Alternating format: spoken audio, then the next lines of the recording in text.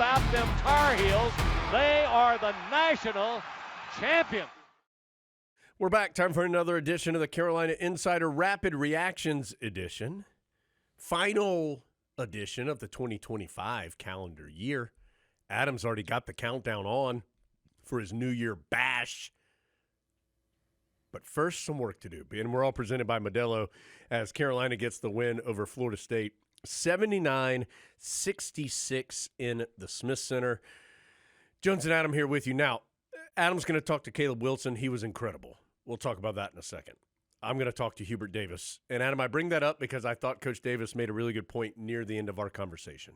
And that was, this was, as our good friend Jim Nantz would say, a heck of a way to get into ACC play after Christmas break. And it was the same for both teams. Carolina and Florida State had their last game for both of them was last Monday, the 22nd. So they each had a week-plus break. But this game, it was just physical. It was fast. It was a little frenetic. It was a little frantic at times.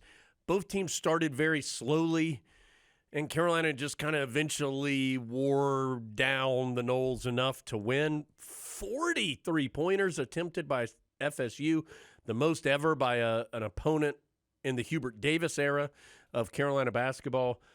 And so just not a real traditional game, but Carolina does what it has been doing for a large majority of this year, and that is winning the game. In a lot of ways, they're so different that it's almost like playing a Tony Bennett Virginia team, and that you prepare for them in a way you don't prepare for anyone else. Yeah. Because they are going to get some offensive rebounds, but then even if they get the offensive rebounds close to the basket, they'll probably pass it out again and shoot another three, and then maybe do it again if they get another offensive rebound. So Tar Heels, Hubert Davis really emphasized to them this week in practice that this was going to be different than what they had seen before, even against the good non-conference teams Carolina's played, and it was. I thought Florida State was maybe a little better than I thought they would be based on their paper resume. They're going to beat some teams in the ACC. Yeah, if they are able to make more three-pointers, since they are going to shoot them, they're going to beat somebody. Even I think Carolina is better than Florida State this year. But if Florida State had made, 6 more threes or something, and I know that's not a small number, but then they win this game maybe. Well, it is a small number when you take 40. Right. So a unique team to play, but Carolina fought through it. And, Adam, I feel like this is a game where a lot of the storylines to me were individual players. And you got to start, where else do you start? Caleb Wilson. 22 points, 16 rebounds, 6 assists, 2 blocks. Adam, he's just the 6th Tar Heel ever to have 20 or more points, 15 or more rebounds, 5 or more assists in the same game. 5 of those are official. 1 was Billy Cunningham before assists were an official stat, but we're giving Billy the benefit of the doubt. And Adam, it's just so many different ways that Caleb Wilson made it happen. This turnaround jumper, there's no way to defend that. And what we're seeing here is a lot of baskets, which obviously is fun to watch. Some of the intangible plays he made, like that one where he feeds it ahead to Seth Trimble, it just knew Trimble would be there, turned and hit him immediately. So impressive. There was a screen he set for Trimble in the first half where he just had to know it was going to happen. And then you have to be able to do that, which is just an athletic play that only he can do. He's having fun doing it. We're all having fun watching it.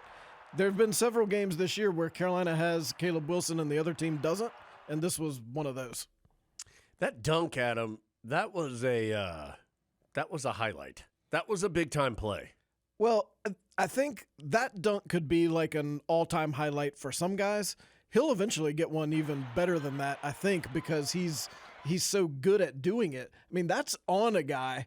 He probably made eye contact with him. Yeah, Caleb Wilson told us, if you make eye contact with him, he is going to dunk on you, and he did dunk on him and really got the crowd going. That was during a stretch where Carolina was stretching it out some.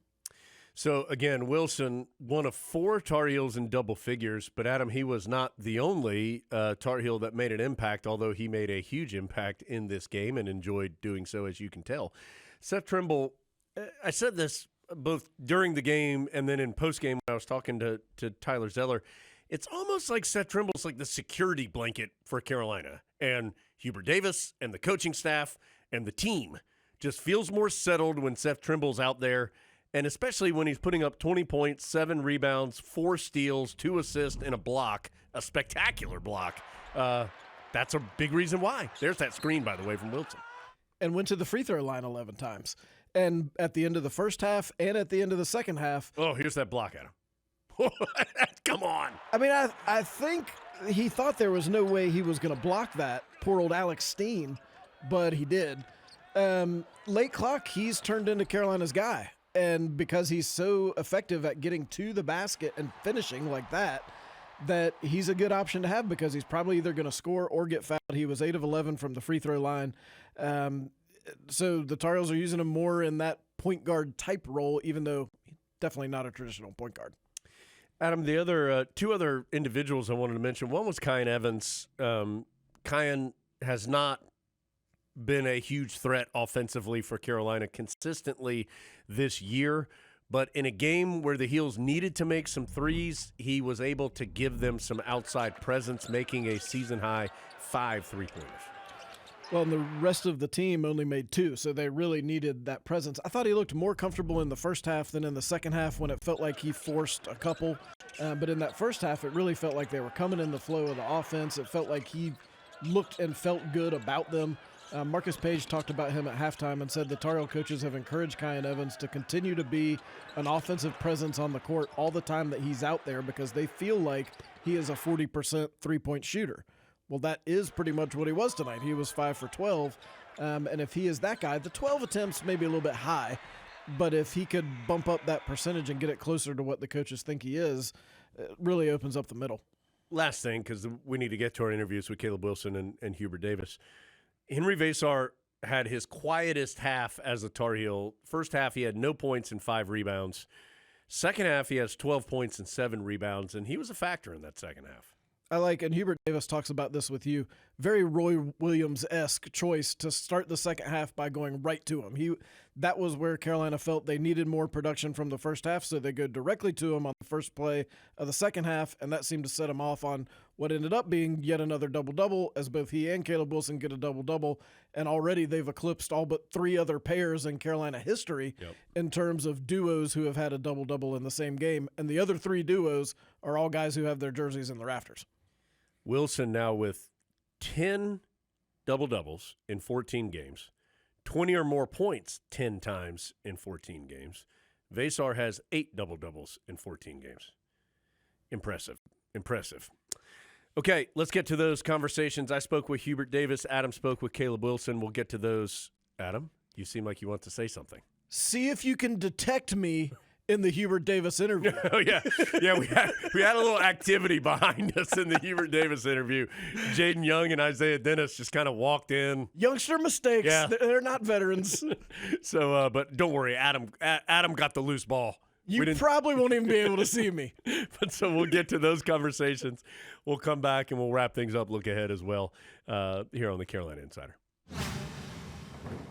It's the win, 79-66, start ACC play with a 13-point home win against Florida State. I am indeed with the head coach of the Tar Heels, Hubert Davis. Coach, this felt like kind of a frantic game.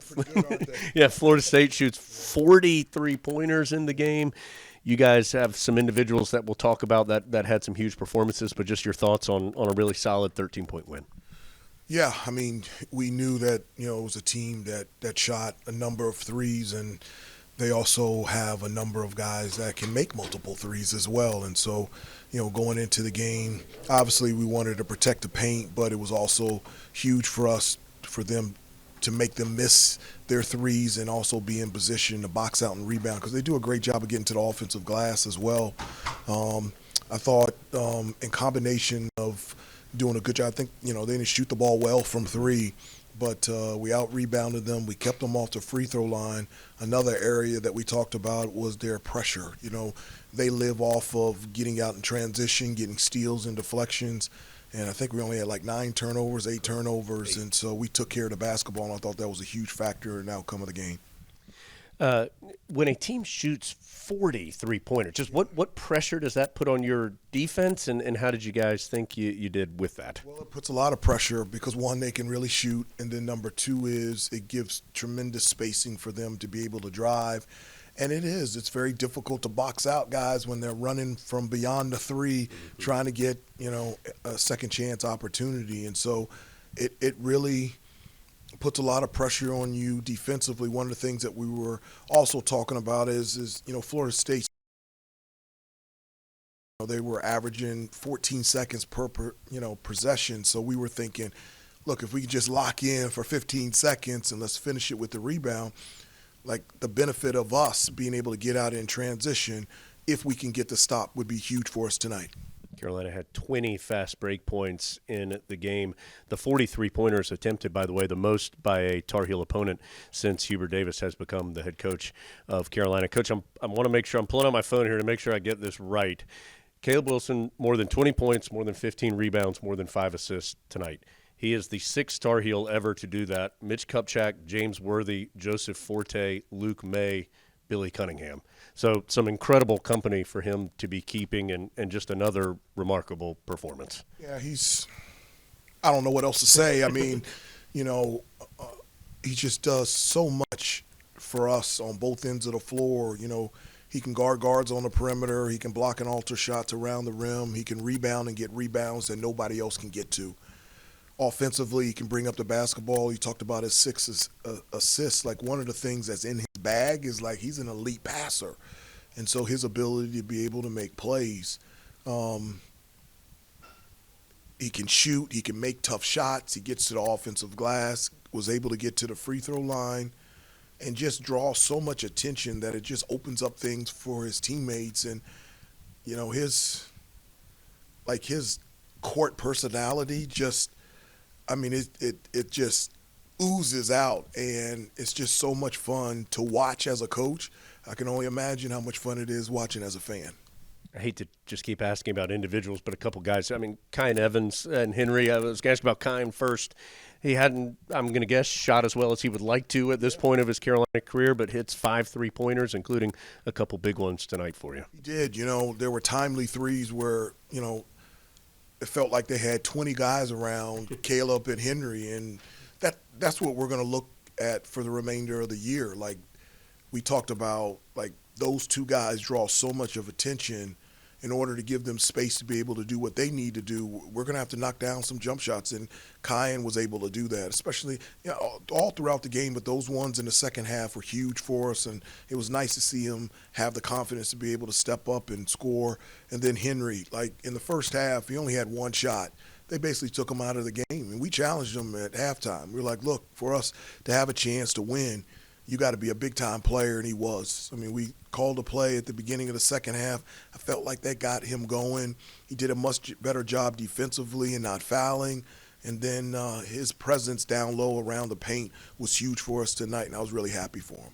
Seth Trimble also 20 points, 7 rebounds, 4 steals. Another Tar Heel who had a huge game tonight for Carolina. Coach, 1-0 in ACC play. Every night in this conference is a battle, but Tar Heels get the win tonight. No, it was, and I'm also really proud of them. It's having this type of game coming off of Christmas break, like that's real, and we had some time off, and then we came back and practiced 3 days, and we had really good preparation. But, to come off of Christmas break and then look at Florida State, they're a really good basketball team and very well coached.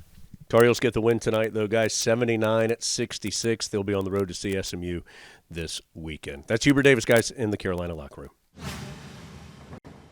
We're with Caleb Wilson after Carolina beats Florida State. Caleb said after the exhibition game this year, I want 20-10 every game, and I want y'all to hold me to that. 22-16. Didn't realize it was going to be quite this easy to hold you to it. That just an outstanding individual performance. What'd you think? I feel like it was a great game. I did what it took to win, and we got the win, so that's all that matters.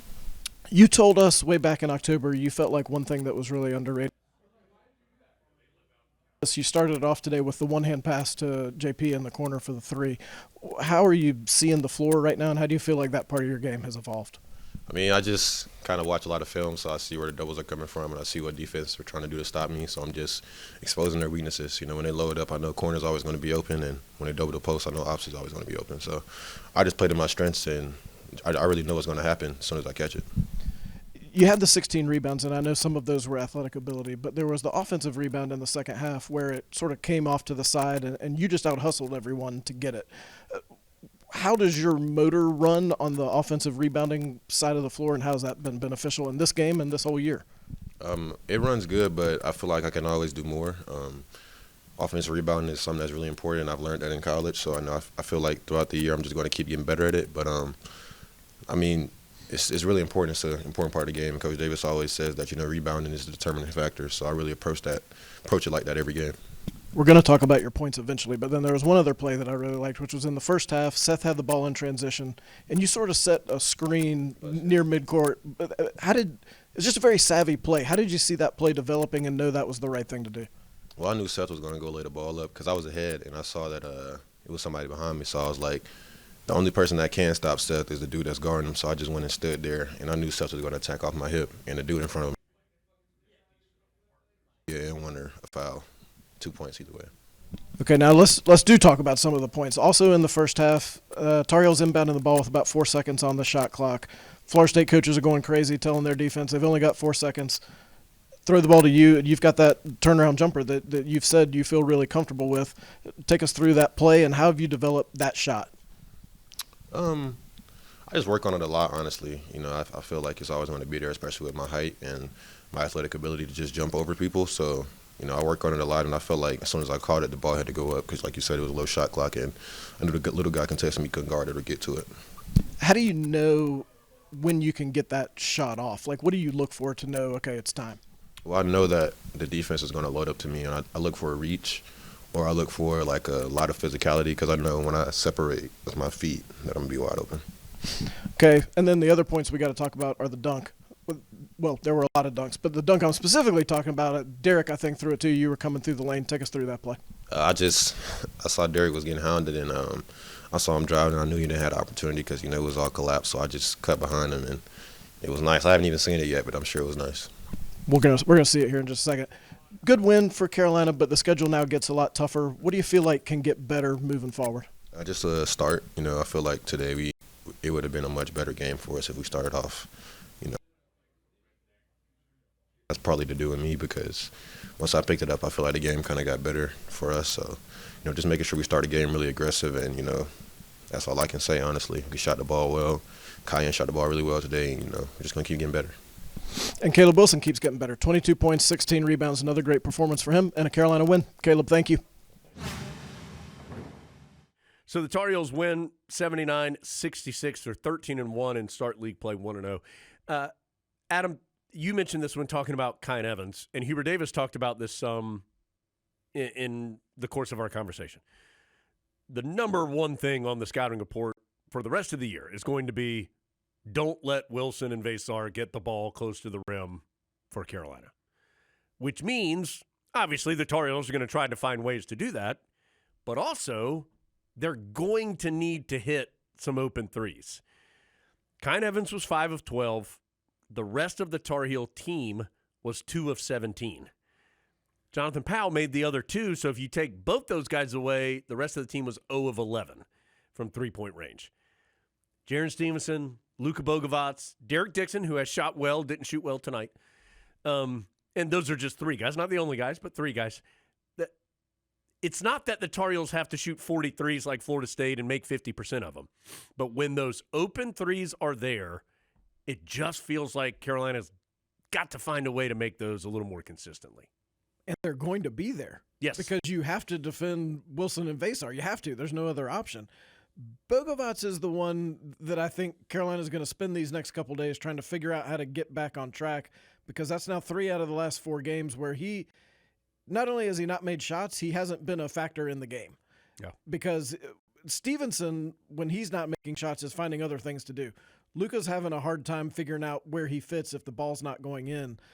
So Tar Heels need him to figure out how to get back to putting that ball in the basket. Adam, this is a tough stretch upcoming for Carolina. It's at SMU on Saturday, then Wake Forest and Chapel Hill after that, then the West Coast swing for the Tar Heels. Then they have another home game. Then Notre Dame, and then they're at Virginia and at Georgia Tech. I mean, this is a, 7 games upcoming? This is a tough – the league is better, and this will be a difficult stretch. Starting with going to a place where they're going to be excited that Carolina's coming. Yeah, first time they've been there in the ACC. That's going to be a big deal in Dallas against a good team that's capable of winning. So Tar Heels great start, as we know. Good, solid start to ACC play, but lots of work still to do, including this Saturday. That's a 2:15 game Eastern time. We'll be on the air at 1 p.m. Eastern time radio-wise for the Heels and the Mustangs. But for tonight, the Tar Heels beat Florida State. 79-66, the final in the Smith Center. It's been a Rapid Reactions edition of the Carolina Insider presented by Modelo. Jordan, look at that! May for the win. Got it! Luke May! How about them Tar Heels? They are the national champions.